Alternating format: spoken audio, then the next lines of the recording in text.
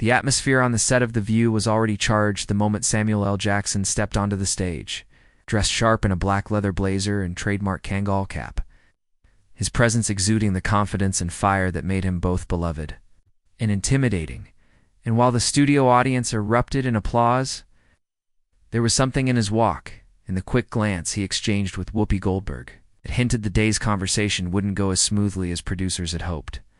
Because while the promotional spin was that Samuel was there to talk about his upcoming civil rights film and his thoughts on modern Hollywood, there were unspoken tensions brewing behind the scenes, rumors that Jackson had been critical of the show's perceived elitism, and whispers that Whoopi had taken exception to some of his off-script jabs in earlier interviews. And as the first segment began, the tone was light, filled with jokes and nostalgic nods to past projects, but it quickly swerved when Sunny Hostin brought up Samuel's recent comments on cancel culture and the generational divide in activism. To which he responded candidly, half the folks yelling now weren't saying a damn thing when it actually mattered. A statement that drew mixed reactions from the audience. Some clapping, others uncertain, and it was Whoopi who leaned in, eyes narrowed but smiling, and asked, "So, you're saying young folks should sit down and listen instead of stand up and shout?" And Samuel, never one to back down, replied, "I'm saying shouting is easy. What's hard is staying in the fight when it stops trending."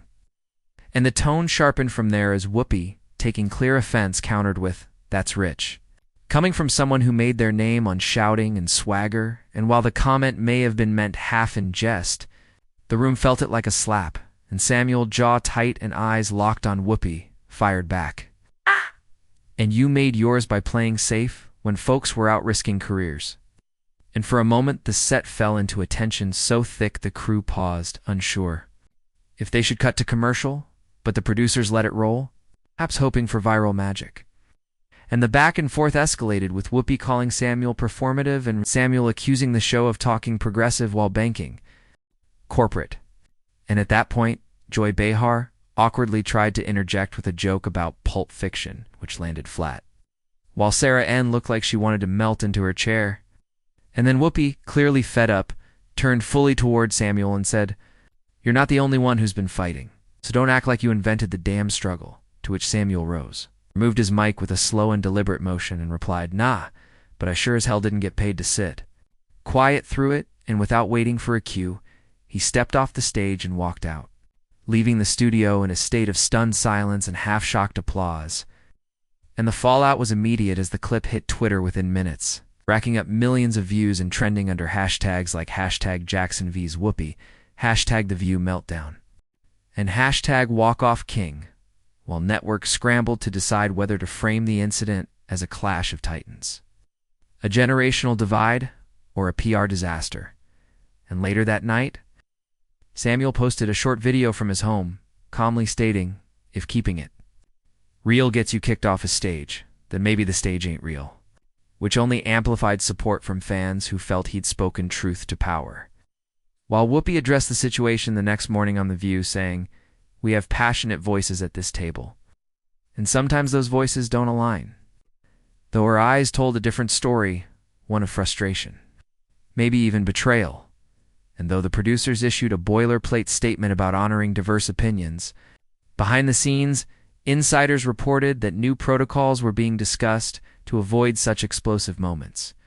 But by then, the moment had already transcended television, morphing into a symbol of internal conflict within black celebrity circles between legacy icons who paved the way through diplomacy, and firebrands who believed confrontation was the only path to truth.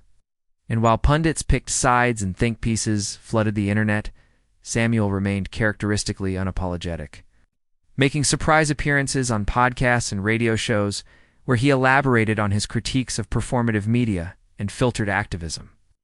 While Whoopi, though more reserved, took subtle jabs in her usual commentary about people trying to be loud instead of useful, and the nation, always eager for spectacle wrapped in meaning, watched as two cultural giants sparred without reconciliation, without a script and without backing down, turning a single afternoon talk show appearance into a viral flashpoint in the long, complicated conversation about age, identity, activism, and authenticity The media firestorm that followed Samuel L. Jackson's dramatic walk-off from The View didn't just dominate the news cycle, it fractured it, spawning arguments not only about the content of the clash, but about what it represented beneath the surface.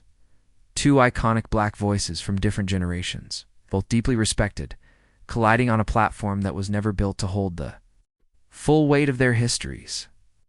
And as cable pundits and podcast hosts scrambled to reframe the narrative to suit their audiences, some calling it ego versus ego, others painting it as elder versus insurgent, the reality, like most things worth unpacking, was more complicated and far more human. Because what the public didn't see was what happened off-air in the dressing rooms and on encrypted text. Threads between agents and publicists and longtime friends trying to parse what the hell had just happened. Oh, well. And while Whoopi Goldberg remained composed in the days that followed, maintaining her host chair with that iron calm that had become her signature, there were reports from within ABC suggesting she had privately demanded the producers issue a statement of support that didn't throw her under the bus. While Samuel, for his part, refused all official interviews, but appeared unannounced on a live IG chat with a young journalist activist, where he calmly explained that his issue wasn't with Whoopi personally, but with what she had come to represent, a gatekeeping presence within black discourse that prioritized legacy over disruption. And he added, "Respect isn't silence. And if I can't speak my truth in front of my peers without being labeled combative, then that ain't a peer, that's a censor." And those words struck a cultural nerve, especially among younger black creatives who had long felt the pressure to be palatable in spaces that claimed to be inclusive. And soon the clash took on a second life as a proxy war between eras, with Gen Z and millennial voices rallying behind Samuel's unapologetic stance, while Gen X and boomers called for diplomacy and unity.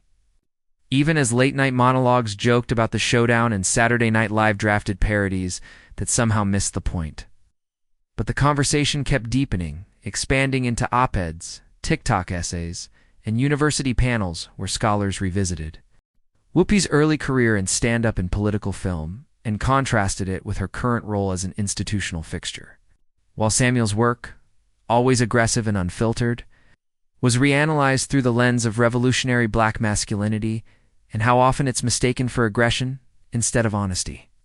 And when a popular think piece titled "The View" was "Never Ready for Samuel L. Jackson" went viral, even the show's producers were forced to acknowledge that booking him while expecting a sanitized soundbite was a miscalculation, because Samuel's very presence was a rejection of containment.